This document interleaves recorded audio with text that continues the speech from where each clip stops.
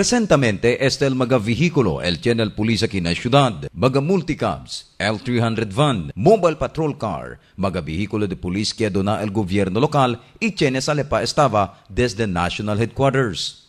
Pero del domingo pasado, yakuy la atención del news team y mga vivientes aquí na syudad después columbra con este un high-end police car que otro el diseño, color con negro y blanco.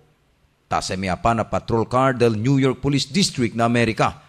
Pero eleman sorpresa al mga vivientes cuando diskuta kay el driver de este, amo mismo, el nuevo alcalde del ciudad, el congresista Ben Climaco.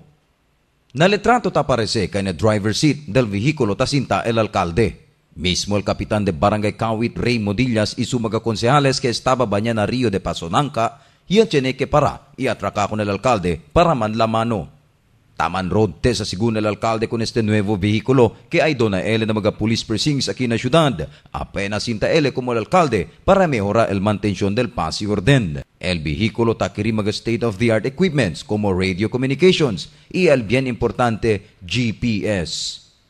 Para con el mga pulis que sabe el noticia, un grande cosa que ay dale el alcalde que siendo este ay mejora con el capabilidad del mga pulis para el front responde na mga suceso y na mismo tiempo ay subi el moralidad del mga otoridad na di ila trabajo.